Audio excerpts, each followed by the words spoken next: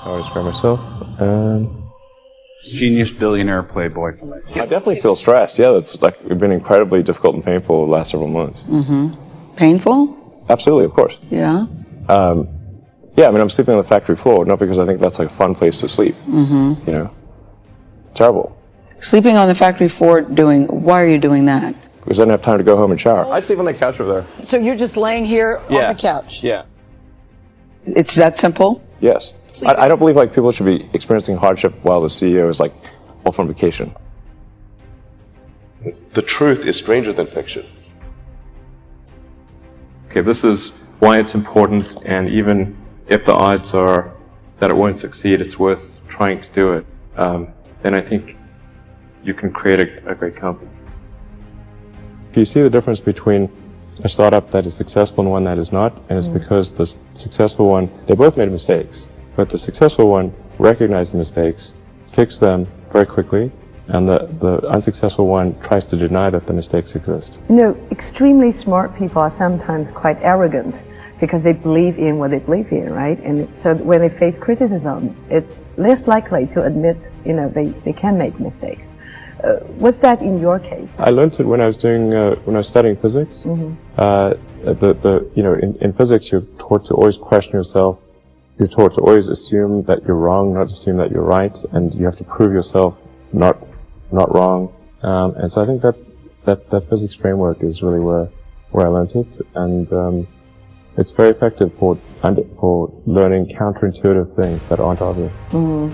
So you are very famous in saying that failure is actually an option, and if you're not failing, that means you're not innovative enough. Yeah, I mean, it's not like I like failure. I feel like failure is terrible, but if you only do things that are certain to succeed, then you're only going to be doing very obvious things. When you're building something new, there's going to be mistakes, and it's important to recognize those mistakes, acknowledge them, and take corrective action.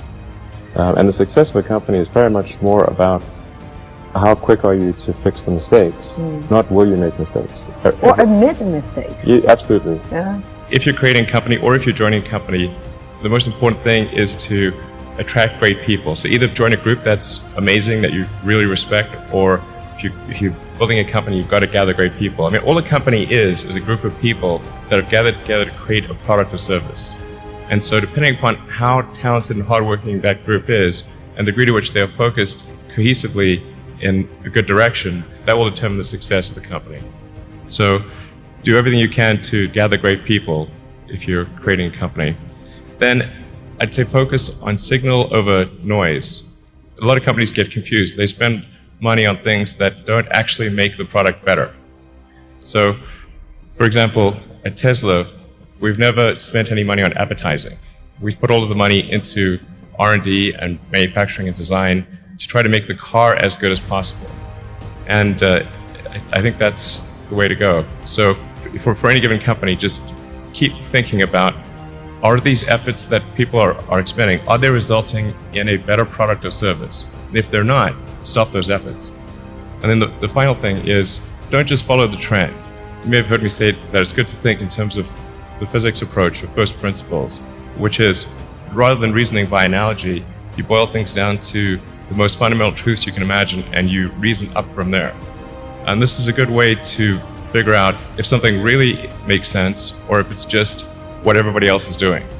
It's hard to think that way. You can't think that way about everything. It takes a lot of effort. But if you're trying to do something new, it's the best way to think.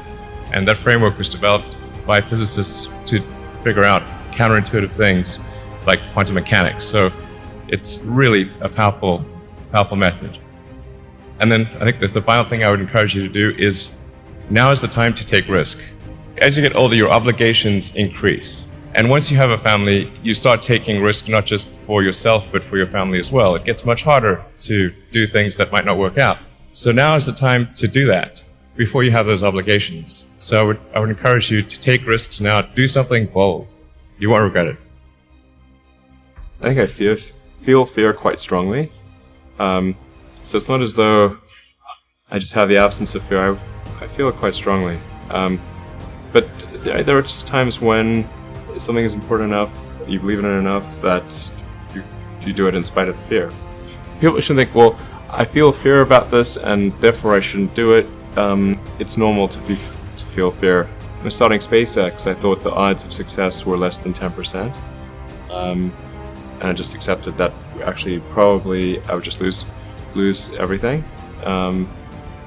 But that maybe we'd make some progress if we could just move the ball forward. Even if we died, maybe some other company could pick up the baton and keep moving it forward, so that we'll still do some good. Yeah, same with Tesla. I thought the odds of a car company succeeding were extremely low. And you almost had a nervous breakdown. Where did the tenacity or the resilience come from? But I mean, I remember the closest I ever came to a nervous breakdown. I never thought I was someone who, I thought nervous breakdowns, that's ridiculous. Why would people have such a thing? But I remember waking up on the Sunday before Christmas in 2008 and thinking, like, damn, this is the closest I've ever gotten, and it was looking pretty grim, because at that point, even though the fourth launch of SpaceX had succeeded, we were still running out of money, because we had three failures and only one success. Still not enough. And then the financing round for Tesla had not closed, and we had only 2 days, maybe it was like 2 or 3 days maybe, to close it before Christmas. So I was like, man, this could be a really bad end of the year. Maybe both companies will fail. Did you cry? Screams? I wasn't. I didn't cry. Smash your apartment? No. No. My sleep was difficult. You not think critically enough. I mean, critical thinking is a skill in short term, where people take too many things they assume too many things to be true without sufficient basis in that belief.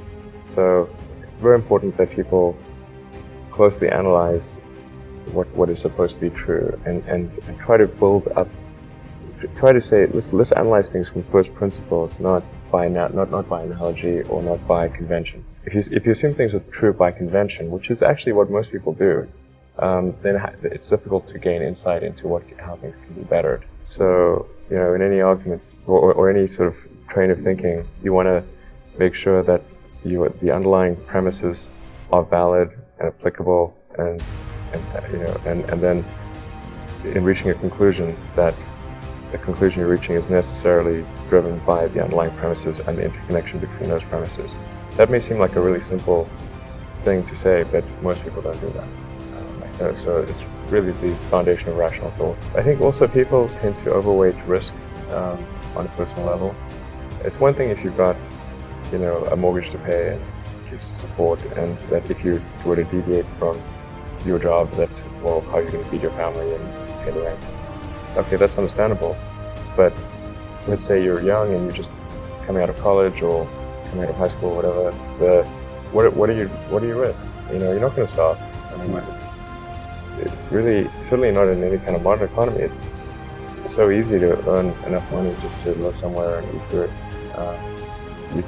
That's very easy to do. So I don't know what are they afraid of? They're mostly afraid of failure, I think. But people should be less risk averse when there's not much at risk.